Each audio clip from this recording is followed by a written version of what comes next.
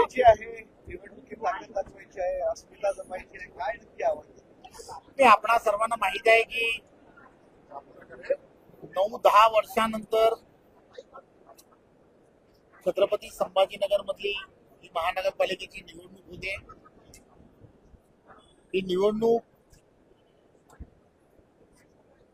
नामकरण जे इथल्या असणाऱ्या जनतेच्या मनामध्ये होतं. छत्रपती संभाजीनगर हे नाव या शहराला असावं असं नेहमीच वाटत होतं.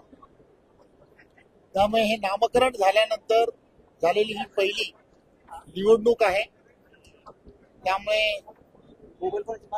या निवडणुकीमध्ये महापौर ज्यांनी या सरकारने हे केलं त्या सरकारचा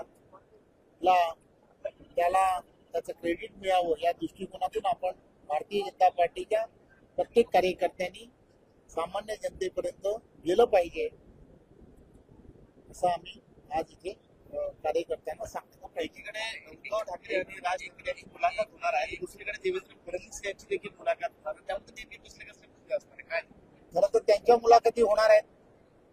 देवेंद्रजींच्या मुलाखती किंवा देवेंद्रजी प्रत्यक्षात काय काम करतात, डेव्हलपमेंट बद्दलच महाराष्ट्राला ट्रिलियन इकॉनॉमी पर्यंत कसं घेऊन जाता येईल या संदर्भात त्यांचा नेहमीच आग्रह असतो आणि त्या दिशेने ते काम करतात.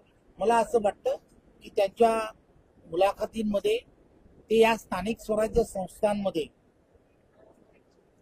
कशा पद्धतीने पुढे जाणार आहेत या संदर्भामध्ये ते त्यांच्या मुलाखतीमध्ये सांगतील.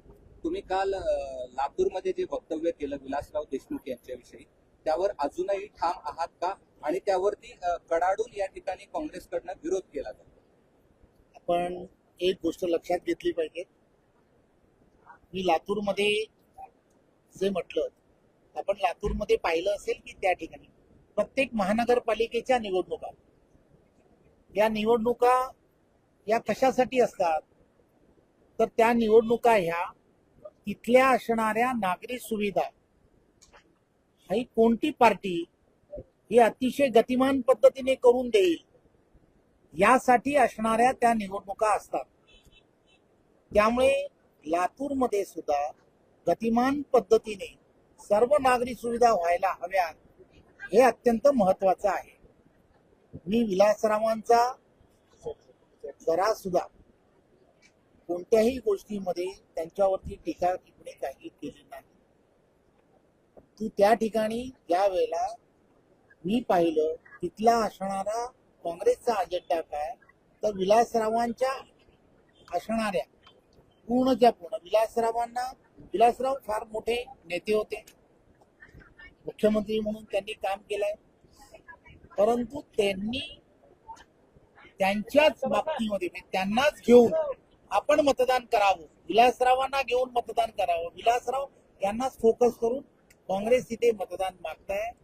त्यामुळे त्या ठिकाणी आता नरेंद्र मोदीजींच्या नेतृत्वात झालेलं काम, महायुतीच्या बाबतीमध्ये त्या ठिकाणी केलेलं काम, या सगळ्या गोष्टी त्या ठिकाणी विकासात्मक ज्या दृष्टिकोनातून झाल्या आहेत त्या संदर्भात मी तसं म्हटलं. परंतु तरी सुद्धा त्यांचे चिरंजीव माझे अत्यंत चांगले मित्र आहेत. त्यांच्या जर त्यामधल्या भावना दुखावल्या असतील तर मी नक्कीच त्यांची दिलगिरी घेतो. ते असं म्हणाले की लोकांसाठी जगलेल्या माणसाची नावं एकच मनावर पुरली असतात. मी एकच गोष्ट पुन्हा मी तेच सांगेन, तुम्ही ते पूर्ण म्हटल्यानंतर पॉलिटिकली या सगळ्या गोष्टीकडे पाहू नका.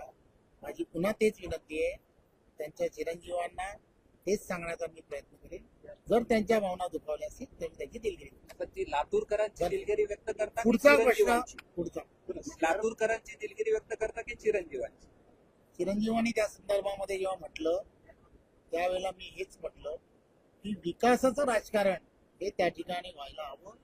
नरेंद्र मोदीजी आणि देवेंद्रजींच्या नेतृत्वामध्ये लातूरकरांनी त्या ठिकाणी डेव्हलपमेंटला प्राधान्य दिलं पाहिजे, हे फार महत्वाचं आहे. केंद्रीय मंत्री सी आर पाटील असं म्हणाले की शिवाजी महाराज हे पाटीदार समाजाचे होते असं त्यांनी दावा केला. मी आज छत्रपती संभाजीनगर या भागामध्ये इथल्या असणाऱ्या नागरी सुविधांच्या संदर्भात एवढं एक उत्तर द्या.